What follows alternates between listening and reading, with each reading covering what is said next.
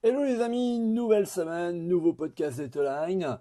On va forcément parler de e-commerce, de marketing, de référencement et de tendances, les tendances du e-commerce. Et cette semaine, je vais vous parler de l'avenir du e-commerce avec cette tendance qui est pour moi la tendance B2B.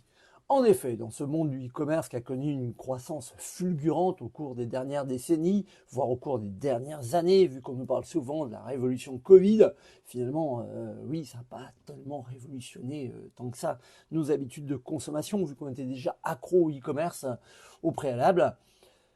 Par contre, ce qui a beaucoup changé, c'est qu'au fil des années, notre façon dont nous, en tant que consommateurs, on achète des produits, on achète des services, a quand même un petit peu évolué. Je vous rappelle qu'en 2022, c'est la première fois, d'après les chiffres de la FEVAD, où le e-commerce de produits, la vente de produits a reculé à moins 7%, alors que la vente de services, elle, a explosé à plus 36%.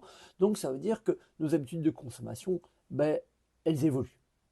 On va essayer d'explorer pourquoi le B2B deviendra la tendance phare du e-commerce, à mes yeux en tout cas, et pourquoi il est essentiel de s'y préparer dès maintenant. On dit souvent que le B2B, il opère dans l'ombre. En effet, des commerciaux, qui soient sédentaires ou de terrain, qui appellent des entreprises pour leur vendre des produits, des services, la plupart du temps, le consommateur ne le voit pas. Et ce e-commerce B2B, c'est un peu une révolution silencieuse. Cette discrétion masque souvent une influence qui est plutôt grandissante. Les avantages du B2B par rapport à ce B2C, c'est que dans le B2B, on a encore très peu exploité le e-commerce et le e-commerce B2B va améliorer l'efficacité opérationnelle des entreprises grâce à des commandes automatisées, la gestion simplifiée des stocks, mais pas que. On pourrait parler aussi du paiement en ligne avec peut-être un paiement qui serait plus rapide, éviter les délais de paiement. Je rappelle que la trésorerie, c'est un peu le nerf de la guerre de toutes les entreprises aujourd'hui, où beaucoup d'entreprises courent derrière l'argent que leurs clients finalement mettent du temps à payer. Voilà. Les secteurs B2B en pleine croissance actuellement, c'est l'industrie, c'est les services, hein, c'est le conseil, c'est la formation également. Donc, et parmi toutes ces tendances futures, il ne faut pas oublier qu'on a aussi une énorme révolution qui est arrivée il y a un an, vu qu'on va fêter les un an de ChatGPT, c'est la mise en exergue de l'intelligence artificielle. Finalement, l'intelligence artificielle va plus révolutionner nos habitudes de consommation que l'effet Covid.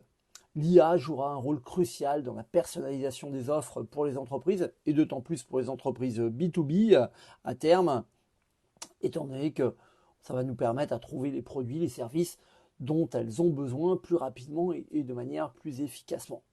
On pourrait également parler de l'expansion à l'échelle internationale, où finalement cet e-commerce B2B il va faciliter l'expansion internationale pour de nombreuses entreprises, leur permettant de toucher des nouveaux marchés, des nouveaux consommateurs, sans toutes les contraintes traditionnelles. Le e-commerce B2B est en train de redéfinir la manière dont les entreprises opèrent dans un monde numérique. Il offre une efficacité accrue, une gamme de produits peut-être plus large, des opportunités d'expansion internationale.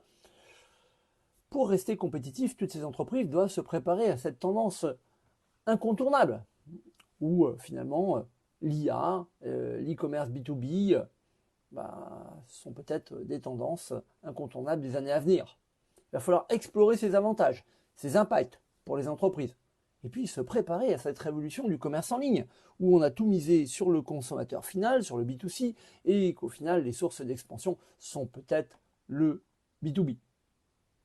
En termes de productivité, ou en termes de tendance que cela va engendrer sur la vente en ligne, bah, la première chose, ça va être déjà l'automatisation des processus. Tout ce qu'on a pu imaginer pour le e-commerce B2C va pouvoir être le cas. C'est-à-dire la relance de paniers abandonnés, automatiser un certain nombre de tâches. En plus, si on le connecte avec ChatGPT, alors là, c'est le succès assuré. La gestion des stocks, la facturation, tout ça, ça va libérer du temps et des ressources pour se concentrer sur d'autres aspects de l'entreprise. La réduction des erreurs. Grâce à l'automatisation, toutes ces erreurs humaines vont être minimisées. Ça va améliorer également la précision des transactions et puis indirectement la satisfaction du client. On pourrait parler de gestion simplifiée des commandes. On pourrait parler de personnalisation des offres. On pourrait parler d'élargissement pardon, de la gamme de produits. Ou finalement, on n'aurait plus besoin de réunir des commerciaux dans un séminaire pour leur présenter la nouvelle gamme. Il suffirait de le mettre en ligne.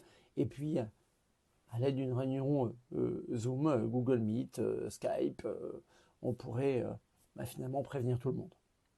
Une expansion internationale facilitée, on l'a déjà dit, mais surtout une réduction des coûts opérationnels.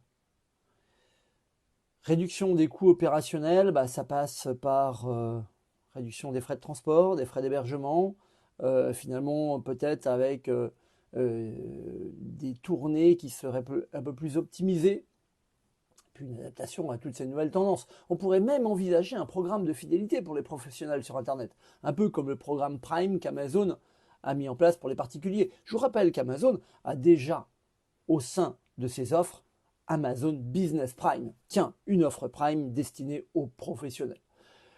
Envisager un programme de fidélité pour ces professionnels sur Internet qui serait similaire à ce programme Prime pour les particuliers, c'est une question pertinente quand même, dans un contexte où le e-commerce B2B sera sûrement la grosse tendance de développement. Encore une fois, on pourrait se baser sur l'analyse des besoins des clients, cette data, la récolte des données et analyse de la data. On pourrait imaginer également une fréquence d'achat avec des besoins d'approvisionnement qui pourraient être réguliers. En effet, dans le monde du B2B, et d'autant plus dans des secteurs comme la restauration, ou comme l'hygiène, comme la santé, comme la sécurité.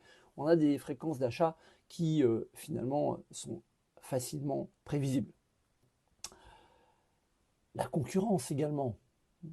Imaginez si le e-commerce B2B se développe, on aura un accès à la concurrence qui sera beaucoup plus grand. Alors, il y a des avantages concrets. Les avantages, ça serait des réductions, des livraisons plus rapides, un service client dédié. Mais surtout, ça va nous permettre d'analyser ce rapport entre coût et bénéfice, le combien ça coûte et combien ça rapporte. En effet, on va pouvoir évaluer les coûts de mise en place, les coûts de gestion. Et puis, les avantages attendus en termes de fidélisation et de vente répétée. Encore une fois, je me répète, mais le gros avantage qu'on va avoir, c'est qu'aujourd'hui, on a une récolte de la data, de la donnée qu'on n'a pas forcément avec des commerciaux terrain et indirectement des processus d'automatisation. Et puis, des principes de communication ou de promotion.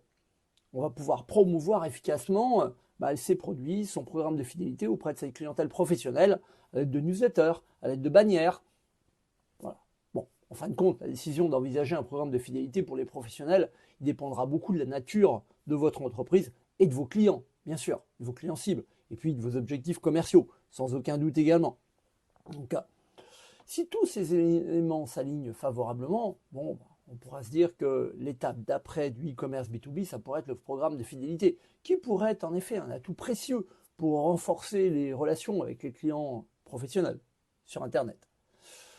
Les atouts à prendre en compte, surtout pour convaincre une entreprise B2B à aller vers le e-commerce, au profit ou en complément des commerciaux sédentaires ou terrain, ça serait le premier, sans aucun doute, l'élargissement de la clientèle. L'e-commerce permet d'atteindre un public plus large, en ligne, y compris des clients potentiels qui pourraient ne pas être accessibles par des commerciaux traditionnels. L'accessibilité 24 heures sur 24, 7 jours sur 7, ça signifie que vos clients peuvent passer des commandes à tout moment.